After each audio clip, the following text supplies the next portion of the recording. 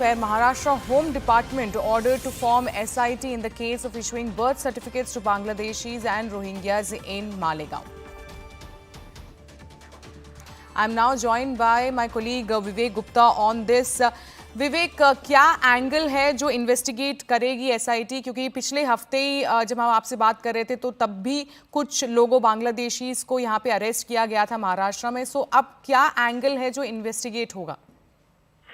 देखिए, illegal Bangladeshis और Rohingya जो महाराष्ट्र में रह रहे हैं उसको लेकर महाराष्ट्र सरकार बहुत ज्यादा सीरियस है। यही वजह है कि महाराष्ट्र सरकार ने अब ऑपरेशन ऑल आउट जारी किया है, जिसमें तमाम एजेंसीज, महाराष्ट्र एटीएस और मुंबई पुलिस और जितनी भी लोकल पुलिस है वो सभी इलीगल माइग्रेंट जो बांग्लादेश से आए हुए हैं और छुपकर और फेक डॉक्यूमेंट्स पर मुंबई और महाराष्ट्र में रह रहे हैं उनके ऊपर लगातार एक्शन ले रही है। जांच में पता चला है कि कई सारे रोहिंग्या जो बांग्लादेश हैं उन्होंने यहाँ पे जो कुछ सालों से रह रहे हैं वो उन्होंने गलत तरीके से अपने और अपने बच्चों का बर्थ सर्टिफिकेट भी इशू करा है ताकि वो अपने आप को इंडियन सिटीजन कह सकें। उसको लेकर मालेगांव में बहुत बड़े केसेस सामने आए हैं, जिसके बाद बीजेपी नेता किरीट सोमैया ने इस पूरे मामले को उठाया था और साफ तौर पर कह रहा था कि ये बहुत सीरियस कंसर्न है जिस तरीके से इलीगल माइग्रेंट्स रोहिंग्या और बांग्लादेश महाराष्ट्र में अलग अलग शहरों में रह रहे हैं। उसके बाद महाराष्ट्र गवर्नमेंट ने इस पूरे मैटर को काफी ज्यादा सीरियसली लिया।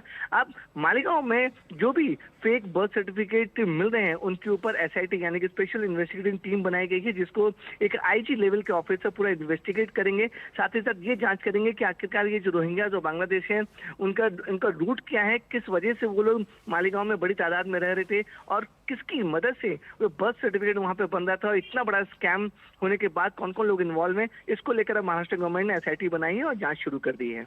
विवेक, प्राइमा फेसी इन्वेस्टिगेशन में अभी क्या जानकारी मिल रही है? क्या ये कोई गैंग है, कोई नेक्सस है जो ऐसी सर्टिफिकेट्स बना के लोगों को बॉर्डर पार करवा रहे हैं और यहाँ पे मतलब वो रह रहे हैं? तो क्या कोई एक गैंग या नेक्सस है इसके पीछे? एग्जैक्टली, देखिए बहुत बड़ा नेक्सस और ये गैंग इसके पीछे शामिल है, जिसमें देखिए जो प्राइमा फेसी जो रूट बताया जा रहा है वो बांग्लादेश से इलीगल तरीके से बॉर्डर क्रॉस करके वो लोग सबसे पहले इंडिया आते हैं। इंडिया आने के बाद अलग अलग शहरों और राज्यों में चले जाते हैं। बड़ी मात्रा में महाराष्ट्र में लोग आते हैं यहाँ पर और इलीगल तरीके से यहाँ पर रहने लगते हैं।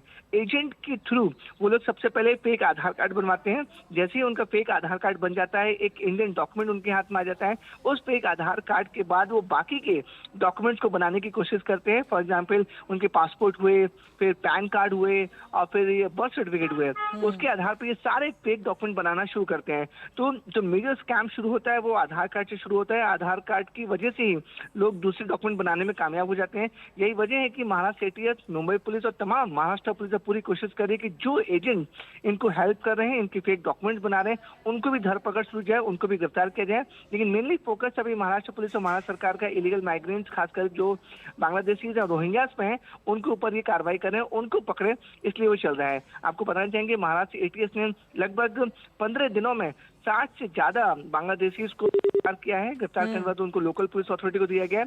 अगर हम पूरे महाराष्ट्र की बात करें तो पिछले साल यानी कि 2024 में 300 से ज्यादा बांग्लादेशी और रोहिंग्या को अरेस्ट किया गया था। और ये ऑपरेशन जो मैंने बताया कि महाराष्ट्र सरकार जो ऑपरेशन ऑल आउट चला रही है, ये कंटिन्यू महाराष्ट्र एटीएस और महाराष्ट्र पुलिस का ऑपरेशन जारी है। आने वाले दिनों में भी कई बांग्लादेशी जो इलीगल तरीके से महाराष्ट्र में रह रहे हैं उन्हें भी गिरफ्तार किया जाएगा। धन्यवाद विवेक, हमारे साथ जुड़ने के लिए और सारी जानकारी देने के लिए।